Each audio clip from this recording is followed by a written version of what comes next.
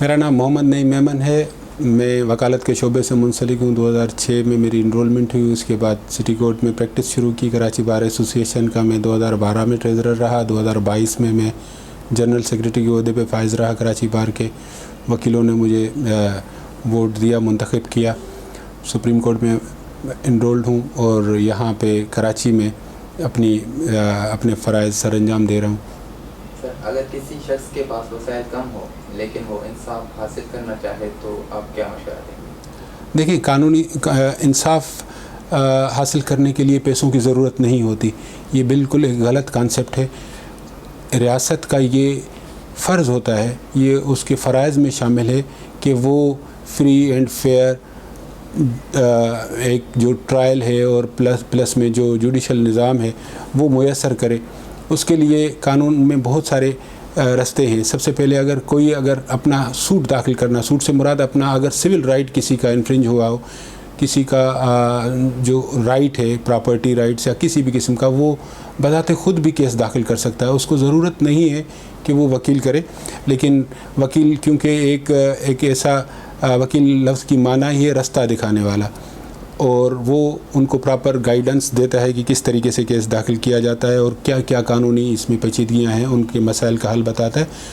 Number 2، criminal cases میں اگر کوئی وکیل اپنا نہیں کر سکتا، اپنا دفاع نہیں کر سکتا ملزم، تو ریاست کی یہ ذمہ داری ہوتی ہے کہ انہیں وکیل پرووائڈ کر کے دیتے ہیں، اور اس کی جو فیس ہوتی ہے وہ ریاست خود ادا کرتی ہے، جس کو پاپر کیسز کہتے ہیں. اور اس کے لیے ہمارا ڈپارٹمنٹ بنا ہوا ہے گورنمنٹ آف سندھ کا، اور وہاں سے اپائنٹ ہوتے ہیں پاپر ایڈوکیٹس، اور وہ ان کو جو بھی قانونی مدد ہوتی ہے وہ ان کی طرف سے کی جاتی ہے، ان ملزموں کی جن کے پاس اتنے وسائل نہیں ہوتے کہ وہ اپنے کیسز کے لیے وکیل کر سکیں.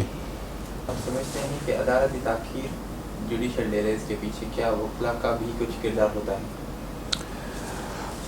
عدالت میں فیصلوں میں تاخیر کی وجہ ملٹیپل اس میں ایشوز انوالو ہوتے ہیں. نو ڈاؤٹ اس میں وکیلوں کا بھی اگر انوالومنٹ کہی جائے تو غلط نہیں ہوگا، بیجا نہیں ہوگا. وجہ کیا ہے کہ اصل میں ہم نے فیصلہ نہیں کرنا ہوتا، فیصلہ کرنا ہوتا ہے ججز نے. ہمارا کام صرف کورٹ کو اسسٹ کرنا ہوتا ہے، اور ہم اپنے طور پر اسسٹ کرتے ہیں. وکلا کا کام ہے کہ جو اصل فیکٹس ہیں اور جو اصل لا پوائنٹس ہیں وہ بیفور دی کورٹ رکھیں، اور اس کے بعد یہ کورٹ کی ذمہ داری ہوتی ہے کہ اس کو فیصلہ دیں انہی چیزوں پہ جو کہ ریکارڈ پہ سامنے ہیں. اب اگر عدالت اس میں یعنی کہ ججز اگر اس میں ڈیلے کرتے ہیں تو میں یہ نہیں سمجھتا کہ اس میں کوئی وکیلوں کا رول ہے. یہ اگر تاخیر ہوتی ہے تو یہ تاخیر بینچ کی طرف سے ہے، نہ کہ بار کی طرف سے. بار کی طرف سے اگر ہے تو وہ آٹے میں نمک برابر ہے. وہ سارا کا سارا سلسلہ عدالت کے اوپر ہی ہوتا ہے. عدالت کے پاس بہت سارے پاورس ہیں، بہت سارے پاورس ہیں. اگر کوئی گواہ نہیں آتا تو ان کو اریسٹ بھی کیا جا سکتا ہے، ان کے وارنٹس بھی ایشو کیا جا سکتے ہیں. تو اگر عدالت اپنے فیصلے میں تاخیر کرتی ہے تو اس کا ملبہ وکیلوں پہ ڈالنا، بینچ اپنا ملبہ، اپنی کوتاہیاں بار کے اوپر ڈالے، تو میں سمجھتا ہوں یہ غیر مناسب ہے. سر، بعض وکلا عدالتوں میں بدتمیزی یا دھمکی کا مظاہرہ کرتے ہیں. کیا بار کونسل ان مسائل سے نمٹنے میں مؤثر ہے؟ بار کونسل کا جو کردار ہے وہ ایک طرح سے گارجین کی طرح ہے. وہ لک آفٹر کرتی ہے کنڈکٹ کو اور مسائلس کو، وکلا کے کنڈکٹ کو، ان کے مسائلس کو.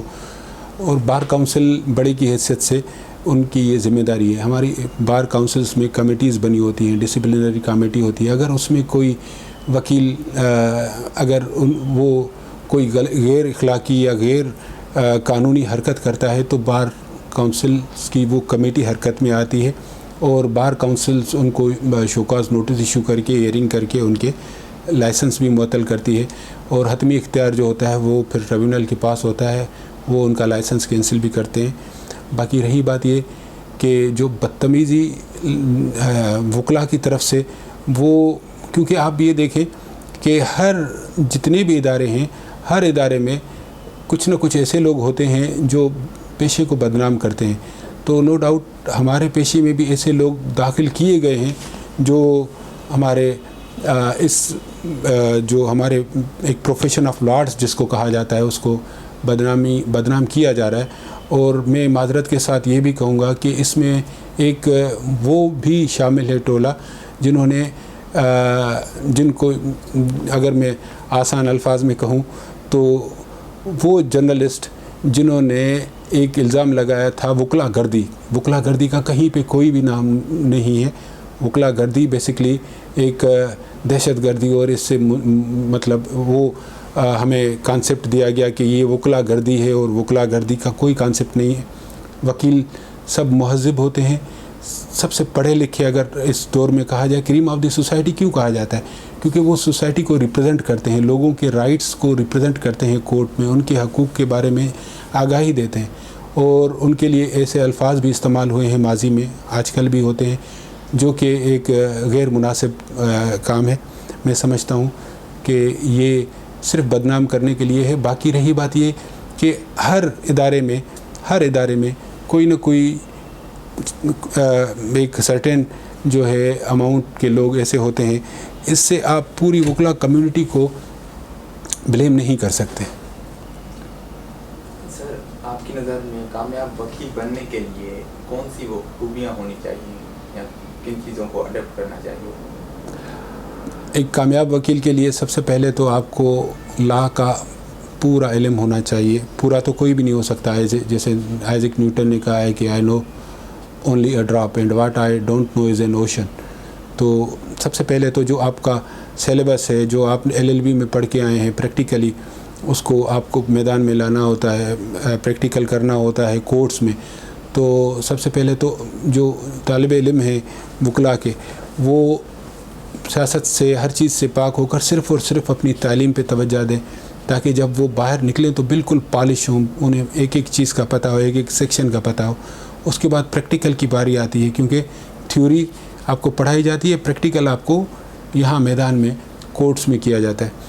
تو سب سے پہلے تو آپ کا علم, آپ کا جو آپ کا سیلیبس ہے اس پہ آپ کو مہارت حاصل ہونی چاہیے. دوسرا پروفیشنلزم, آپ میں پروفیشنلزم ہو, آپ میں آپ اپنے پروفیشن سے سچے ہوں. ایسا یعنی کہ آپ کو اگر کوئی بندہ آ کے یہ کہے کہ میں نے یہ جرم کیا ہے لیکن آپ مجھے بچائیں, تو ہماری لیگل ایتھکس کہتی ہیں کہ no, you have no right, you are under an obligation not to pursue that case. تو آپ اسے واضح طور پر منع کر دیں کہ نو, آئی ول ناٹ کنٹیسٹ, یہ میں کیس نہیں لوں گا آپ کا. تو اگر اس طریقے سے چلیں تو بہت بہتری بھی آ سکتی ہے, اور آپ میں پروفیشنل گروتھ ہوگی. اور اس کے علاوہ جیسے CPD ہوتی ہے, کنٹینیوشن آف پروفیشنل گروتھ, اس کے لیے ہمارے جو رسالے ہمارے آتے رہتے ہیں, ہمارے جو جنرلس آتے رہتے ہیں, لیٹسٹ ججمنٹس آتی رہتی ہیں, لا پوائنٹس آتے رہتے ہیں, ان کو وہ پڑھے. کیونکہ ہمارے نبی پاک صلی اللہ علیہ وسلم کا بھی فرمان ہے کہ ماں کے آپ گودی سے لے کر قبر تک آپ علم حاصل کریں, کیونکہ ہمیں علم کی جستجو ہونی چاہیے. ہم ہر دفعہ سیکھتے ہیں, ہم طالب علم ہیں.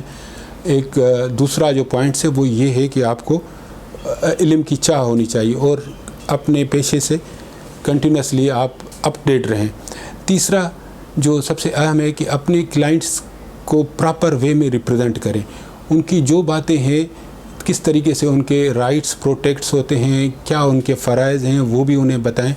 اور اس طریقے سے میں سمجھتا ہوں اگر کورٹ کو بہتر نمونے سے آپ آگاہی دیں گے تو بہتر ہوگا زیادہ.